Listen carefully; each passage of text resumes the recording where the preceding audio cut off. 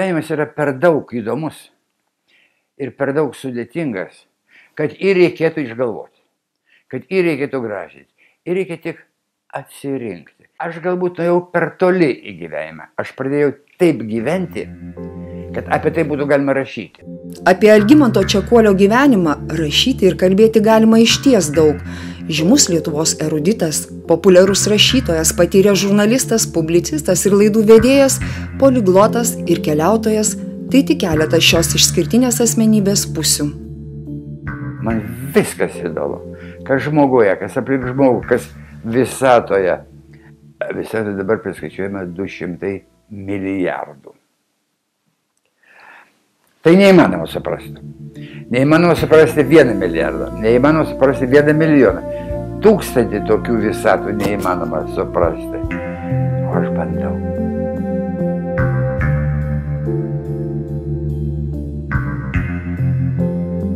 Eina dar nuo vaikystės, kada aš augau mokytojo šeimoje ir mokykloje. Mūsų butas buvo pačioje mokykloje, Kėlių kaime prie Širvintų. Tai aš įropodavau tai pas motiną į klasę, tai pas tėvą ir už tai savęs neraštingo neatsimenu. Mačiau, kaip moko raidės, jeigu nusibodo, einu pas tėvą, ten dėstė Lietuvos istoriją arba matematiką. 3 metų jau skaičiau. Ir ten buvo bibliotekėlė mokyklos. Viskai galbūt surasta, apdulkėjusi, bet imdavau, kas pirmą pakliuvo po ranką ir skaitydavau. Maždaug nuo 12 metų. Žinojau, kad būsiu rašytojas ir netgi man būsiu toks samplaka rašytojo ir žurnalisto. Kodėl? Todėl, kad pirma patirtis buvo toj bibliotekėlėje, toj mokykloje. Kaip galima nenorėti to, ko geriesi? Būdamas vos 16 metų amžiaus, Algimantas Čekuolis baigė Vilniaus suaugusiųjų gimnaziją ir išvyko studijuoti į Maskvą. Nuo mažens gabų jaunuolį lydėjęs rašytojo pašaukimas atvedė jį į to meto Maksimo Gorkio literatūros institutą. Baigęs jį, Algimantas atsidūrė jūroje, kur dirbo jūreiviu žvejybos laivuose, o laisvalaikiu rašė. Būtent ten, jūroje, ir gimė pirmoji Algimanto Čekuolio, šiandien jau bene 20 knygų autoriaus knyga. A jūroje kas? Yra konfliktas ne tarp žmonių, ne su santvarka, o su stichija, su jūra, su sunkumais, galvoje su pačiu savim. Ir nereikia išgalvoti, iš tikrųjų tai buvo, tik reikia išdėstiliuoti. Ir taip man buvo ramu, kad įstojęs, pirmą kartą įstojęs Klaipėdoje po 9 mėnesių plaukėjimo ir 9 mėnesių non-stop. Be užėjimo į jokį uostą be abejo. Grįžęs pagalvoju, gali mane sukapoti smulkius gabaliukus, sudėti į pintinę, užspaus gerų akmenį, tikrai taip mane daugiau į jūrą ištems. Bet padirbėjus Tiesos laikraštyje 3,5 mėnesių supratau, kad tik taip pintiniai mane galės redakcija išlaikyti. Ir 11 metų praplaukiau. Iš Baltijos jūros aplink Norvegiją, be užėjimo į Norvegiją, ir šiaurės jūrų keliu iki Kamčiatkos ir Vladivostoko. Apie tai ta knygutė mano pirmoji. Nemokėjau ir nemaniau, kad tai būtų reikalinga rodyti savo evoliucijos, kaip aš keičiausi. Bet galėjo išeiti. Manau, kad pradžioje atėjau į tą laivuką vienas, o Kamčiatką išlipau kitoks žmogus. Ir tai būna visada. Ir jūs atėjote šiandien į šitą interviu vienoks, o išeisite kažkur tai 0,5 milimetro kitoks. Gal blogesnis, gal geresnis, bet kitoks. Juk tai yra evoliucija. Jau ko savo negailėjau, tai tų evoliucijos milimetrų. Algimanto Čekuolio asmenybės evoliucija liudija ne tik jo parašytos knygos, bet ir įspūdinga biografija. Daugiau nei 8 kalbas mokantis rašytojas ir žurnalistas daug metų dirbo įvairiose užsienio spaudos agentūrose – Rusijoje, Kanadoje, Portugalijoje, Ispanijoje, vadovavo jų biurams Lisabonoje bei Madride. Sugrįžus į Lietuvą, atgimimo laikotarpiu jis ėjo svarbų vaidmenį Sąjūdžio veikloje suvaidinusio savaitraščio Gimtasis kraštas vyriausiojo redaktoriaus pareigas. Vėliau Algimantas sukauptas žinias bei unikalią patirtį nutarė perkelti ir į televizoriaus ekraną. Nuo 1995 metų jis rengia ir veda populiarią autorinę televizijos laidą Popietė su Algimantu Čekuoliu. Žmogus myli tik tai vieną žmogų visam pasaulyje – save patį. Ir gerbė tik tai vieną nuomonę – savo pačią nuomonę. Tai mano uždavinys – duoti faktus, galbūt nežinomus, ištraukti, kad žmogus pats susidarytų nuomonę. Ieškai, kad būtų medžiaga svarbi, tik tada jinai bus įdomi. Bet jeigu svarbi ir įdomi, tai bus pagriebta mūsų spaudos. Nei velnio. Aš nežinau, kuo maitinasi mūsų žurnalistai, bet labai svarbus dalykai, kurie vyksta pasaulyje, arba buvo pasaulyje, arba tendencijos, tiesiog praeida virš jų galvų. Radau tokias medžiagas toj pasaulio spaudoj, kad mums tai per gera, per įdomi, kad aš apie tai kalbėčiau. Čia be abejo bus pasakyta. Kompe pasižiūriu, kur apie tai buvo Lietuvos spaudoje, paklausinėjau žmonių, pirmą kartą girdim, man sako. Nu tai kaip tada negalėjai parašyti apie tai? O rašyti bandau, kaip literatūra. Ir taip pat kaip šitos knygos tekstus braukau, kenčiu, neišeina, visai neišeina, metu į kam, vėl iš naujo pradedu, arba kitą temą pradedu. Paskui perskaitau, paskui duodu Mindaugui, mūsų kalbininkui, kalbą pataisyti, kirčius sudėti. Paskui išmokstu pusiau mintinai, įdedami į suflerį, kad pasufleruotų, kas yra.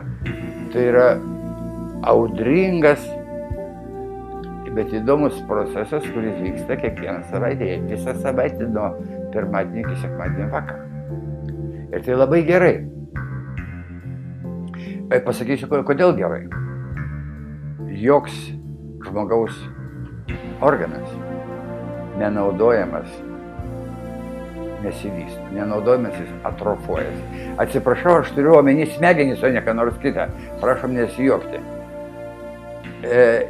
Jeigu juos naudoji kiekvieną dieną, kodėl aš sakau, kasdieną dirbti, tai taip įpranta, tą priima kaip normalią būseną. Vystosi supratingumas. Ir įvykių, ir žmonių. Vystosi žmonių skaitymas.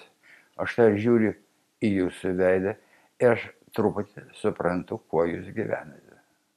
Tikrai. Gerieji rašytojai visada buvo mano autoritetai. Su jais aš tiesiog kalbuosi. Štai jūs atsivertėt knygą, pradėt skaityti ir juk įvyksta stebuklas. Ką jūs matote? Matote ženkliukus juodus, baltam fone. Bet po 3 eilučių, jau tai gera literatūra, jūs pradėt matyti žmogų, apie kurio rašom. Girdėti jo kalbą. Ir vis galbūt švebeldžioja ir tą girdėti, arba kokį nors akcentų ir tą girdėti. Pradėt matyti jo kontūrus, kvapus pradėt jūs. Kartais būna nuo pirmų žodžių, ypač Čechovo ir nuo pasano dalykuose. Tai gali būti ne popierius, o plastikas, gali būti elektronika, bet konkurencija tarp galvos, kuri pati kūrė vaizdus tų raidžių ir balto fono pagalba ir sukramtyto, ką duoda televizija ir kinas, bus visada. Bet skirtumas yra taip, ar skaitytojas kurs, o kada skaitytojas kuria, jo tas organiukas evoliucionuoja toliau. Ar vėpsos ir jam mėsainiai bus jau sukramtyti mėsainiai, dėdami į burną. Visada bus, kurie norės tų mėsainių. Ir visada bus tų, kurie norės tų stebuklų. Bet nusiraminkime. Taip buvo visada ir buvo daug blogiau. Visai nesenai buvo visai neraštingų žmonių, labai dauguma. O prieš 100 metų raštingų buvo 1, 2, procentai. O prieš 2000 metų raštingas skaitėsi burtininkų. Jis kažką tai supranta iš kokių tai labai keistų ženkliukų. Taip, kad dabar skaitančių daug daugiau. Ir visiems, kurie nori būti literatais, pasakysiu, niekas neišmoko rašyti taip, kaip geros literatūros skaitimas. Tai viena. Antra, negalime praleisti nei vienos dienos, neparašius nors puslapio. Iš tikrųjų, mano norma 3 puslapiai, 4 gerai, 5 aš jau bijau, galbūt per daug greitai bėga, mintis nesuspėja paskui šratinuką. Ir dažnai tai būna, kad jeigu parašai 5, kitą dieną skaitai, ir kas čia per bėšlas, brum, pusė išmetė, o kartais viską išmetė. Bet esmė yra ne tai, kad išmesti, esmė tai, kad kiekvieną dieną ką nors kiek parašyti teksto. Tai priverčia smegenis galvoti net ir poilsio metu, net ir sapnuotos dalykus, arba pabudus, vadinama vilko valandą, kažkas tarp 3 ir 4, kada kepenys veikia žmogaus. Ateina mintis apie tai, ką palikai ant rašomojo stalo neparašęs. Pavyzdžiui, dabar 13 metai, aš žinau, kokią knygą išeis 14. Tai bus mano autobiografija, ne literatūrai, bet kieta. Aš net žadu parašyti taip, stambiom raidėm įžangoje. Jeigu kas nors viešoje erdvėje, spaudoje ar tenai televizijai, suabejos šitų faktų tikrumu, pasilieku teisę patraukti teismo atsakomybėn. O pavadinimas bus nesuprantamas dabar. Generolo sena karvė istorija. Generolo sena karvė, be kabučių, istorija. O kas ta sena karvė buvo? Tikrai ne aš. Tai šitą sužinosite, kai paskaitysite knygą. Bet aš kalbu ne apie tai. Jau žinau, ką rašysiu 15 metams. Tai malonus jausmas. Tai tikrai malonus jausmas. Turi tik tai popierių baltą, šratinuką ir manai, kad nieko negali, baltas popierius rėkia ant tavęs. Pradedi malšinti ir žiūri, kad išeina. Tai sunkiausiai kova su baltu popieriu. Ir sunkiausiai ir maloniausiai. Visada buvo studentai pajodžargos. Aš nekeščiau, jokčiausi iš jų, jeigu jie nebūtų tokie. Ir iš jų išaugo ir geri tėvai, geros motinos ir geri piliečiai. Jie daug geresni, daug šaunesni, negu mes buvom. Aš dėstau ir universitete, dabar labai nedaug. Ir aš matau, kaip kiekvieni metai ateina vis geresnės kartos. Kai dėstytojai skundžiasi, oi, kokie blogi, jie ateina į paskaitas. Tai tu gerą paskaitą paskaityk, tai pas tave atbėgs iš kitų kursų. Ir kada aš turiu susitikimus su skaitytojais arba su televizijos žiūrovais, aš nevengiu jų, beveik kas savaitę būna tokie susitikimai man. Tai aš matau begalę skaitančių jaunimo. Galima sakyti, yra begalė neskaitančių jaunimo. Aš tą priimu labai ramiai. Yra blondinai, yra briunetai. Yra net rudaplaukiai.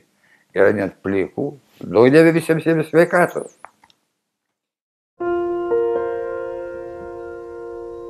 Jeigu blogi, jie išmuša iš nuotaikos. Gadina nuotaiką. Jeigu geri, pradeda pūstis. Pradeda jaustis į save kažko. Paskui matai, kad jau tapai balionas. Kad jau pakilai iki lubų. O lubose dažnai būna visokių digrių, galbūt pšt, ir nueisi žemyn. Aš kartais klausiu tų žmonių, kurie į tai atsakys nuoširdžiai. Tai aš klausiu savo vaikų, klausiu savo žmonos ir klausiu Kazio Sajos, savo suvestinio brolio. Man atrodo, kad ne. Jeigu pajusčiau, tai ką nors padaryčiau. Ne tai, kad pasikarčiau, nusižudyčiau. Nežinau, galbūt. Ką nors tokio, kad save truputį nuleis žemiau. Bandau ne. Ar dabar, kai aš kalbu, jūs jaučiat, kad pas mane žvaigždys mes? Tai ko jūs turi?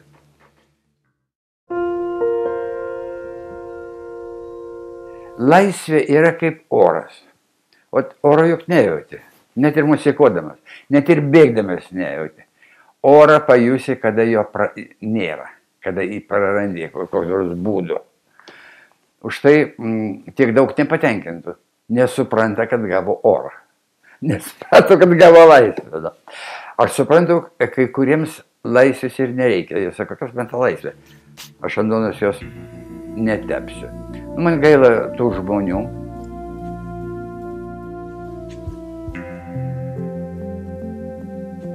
Toks emigracijos lygis yra labai nedidelis, palyginti su to, kas buvo prie Smetonos. Ir kas buvo carinėje Lietuvoje. Pažiūrėkit, 1,5 milijono lietuvių Jungtinėse valstijose, tai ne iš šito laiko. Norėjom laisvės. Turim laisvę. Tai ką sodint dabar Klaipėdoje arba oro uostuose su kulkosvaidžiais, kad jų neišleistų? Ne. Padarykim gyvenimą geresnį čia ir neemigruos ir grįžt. Ir tai nebūtinai. Šveicarija turbūt nesiskundžia žemų gyvenimo lygio. Arba Vokietija, arba Prancūzija. Tai iš Šveicarijos ir tų dviejų valstybių išvažiuoja daugiau negu iš Lietuvos procentų atžvilgių net. Ir kur važiuoja? Į Naują Zelandiją, į Australiją, į Kanadą, į Ameriką. Yra žmogui taip pat būdingas godumas keliauti. Jauniems žmonėms ypač. Jie išgalvos 100 argumentų. Čia nieko neuždirbsi, čia mafija, ką tik tai nori plepės. O iš tikro jiems reikia sparnus išskleisti. Kad lietuviai suprastų savo tautą, savo žemę. Juk kokia graži, kokia plati. Net žiemą, net per darganą erdvė, kurios nedaug kur pasaulyje yra. Nuo miestelio iki miestelio būna 10 kilometrų, įsivaizduojat? Begalinės erdvės, vos ne kaip Sibirė. Ta reikia mylėti. Oras švarus, moteris gražios. Ir dar, kur be atsidurtų lietuvis sutikęs kitą lietuvį, paprastai padeda jam. Tokio susikabinimo nelabai kitos tautos turi.